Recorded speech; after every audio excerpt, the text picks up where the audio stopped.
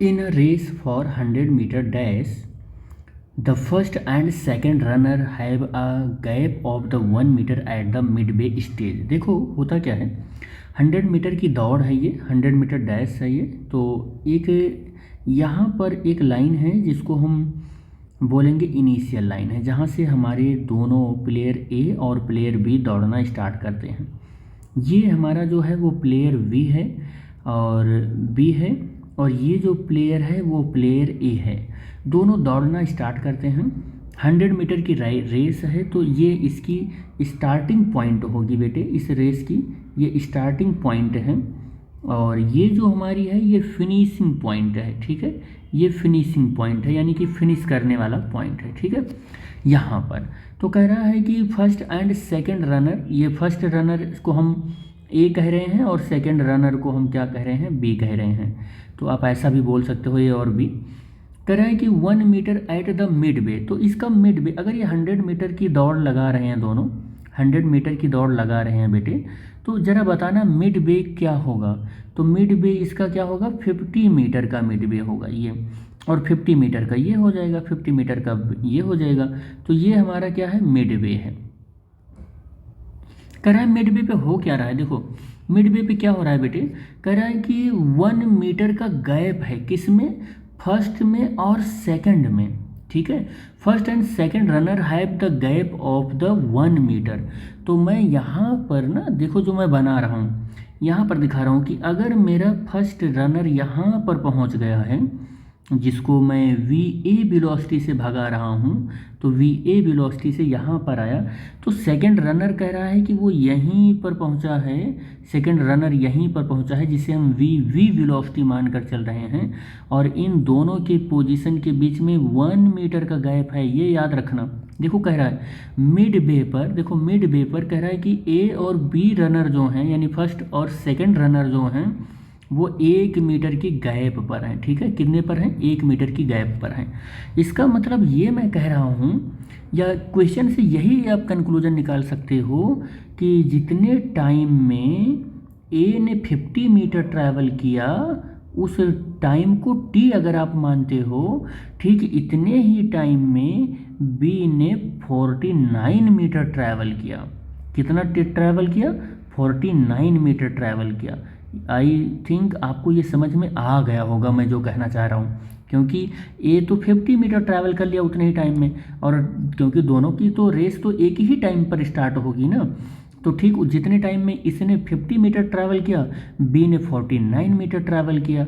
अभी बी के लिए कितनी जर्नी बची हुई है, 51 मीटर बची हुई है, और ए के लिए कितनी जर्नी बची हुई है, वो 50 मीटर की जर्नी बची हुई है। ठीक है, अब क्या कह रहा है, आगे पढ़ते हैं।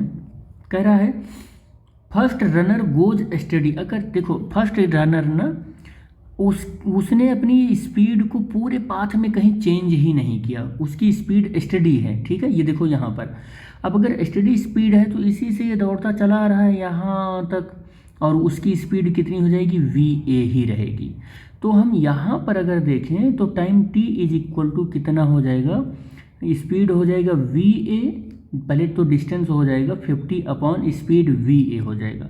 और यहाँ पर अगर मैं देखूँ इसके लिए, बी वाले के लिए, तो t इज इक्वल टू ठीक उतने ही टाइम के लिए दोनों दौड़े हैं, तो यहाँ से हो जाएगा 49 मीटर अपॉन वी बी हो जाएगा।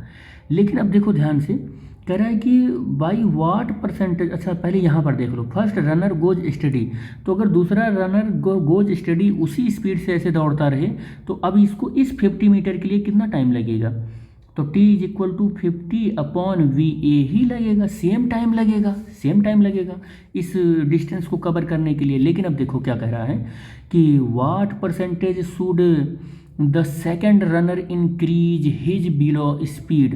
कह रहा है कि अपने स्पीड का, जो ये इसकी स्पीड है वी बी का, देखो ये वी वी है ये, तो वी वी जो इसकी स्पीड है, इसका कितना परसेंट वो इंक्रीज कर ले, कितना परसेंट इंक्रीज कर ले ये। ठीक है, या तो मैं ऐसे लिख दूँ, ये ऐसे लिख दूँ, इस परसेंटेज को ऐसे लिख दूँ, इसको ऐसे लिख दूँ, या तो ऐसे भी लिख सकते हैं। कितना परसेंट इंक्रीज कर ले, देखो अपनी स्पीड का, कि जस्ट बिन टू रेस, कि इस रेस को जीत जाए, मतलब ए के पहुंचने, ए यहाँ पहुंच गया और बी जो है वो यहाँ पर पहुंच गया, जीत जाए, जस्ट जीतने वाली कंडीशन है ये जस्ट जीतने वाली कंडीशन है, ठीक है। कितना इंक्रीज कर ले, तो अब ओबियसली आपको पता होना चाहिए कि अगर ये 50 मीटर टी टाइम में 50/VA से अगर ये दौड़ता है, तो ये 50 मीटर अगर ये क्रॉस कर लेता है, तो ठीक इतने ही टाइम में, ठीक इसी वाले टाइम में इसको जो बी वाला है रनर, इसको 51 मीटर चलना पड़ेगा। समझ गए होंगे आई थिंक, अगर जीतना है तो जो यहाँ पर टाइम लग रहा है, ठीक इतना ही टाइम इसको लगना चाहिए, लेकिन अब इसको 51/VB डैश, क्योंकि स्पीड अब जीतना है ना, तो इस स्पीड से दौड़ेगा तब तो जीत नहीं पाएगा ना वो, इस स्पीड से दौड़ेगा तब जीतेगा, मतलब थोड़ी सी इंक्रीज करके अपनी स्पीड को दौड़ेगा तभी जीत पाएगा ये। तो अगर ये इस स्पीड से दौड़ेगा तो जीत जाएगा।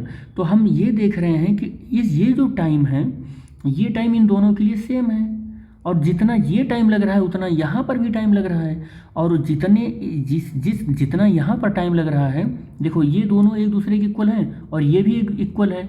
तो आपको ये पता है कि ठीक इसी टाइम के लिए ये दौड़ रहा है 51 मीटर, तो ये टाइम, ये सब टाइम एक दूसरे से इक्वल हो रहे हैं।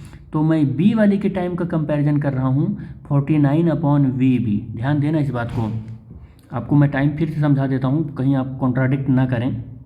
देखो यहाँ पर क्या हो रहा है कि इतने डिस्टेंस के लिए इसको इतना टाइम लग रहा है ए को, ठीक इतने ही टाइम में, ठीक इसी टाइम में बी जो है 49 मीटर चल पा रहा है। अब अगर ए जो है स्टेडी स्टेट में है, अपनी वेलोसिटी को चेंज ही नहीं कर रहा है, तो 50 मीटर जितने टाइम में डिस्टेंस ट्रैवल करा है, ठीक 50 मीटर अगला जो है वो उतना ही टाइम लेने वाला है, और ठीक अगर ए से बी को जीतना है, बी को, ये जो बी है, बी को ए से जीतना है, तो ठीक इतने ही टाइम में इसको 51 मीटर चलना पड़ेगा।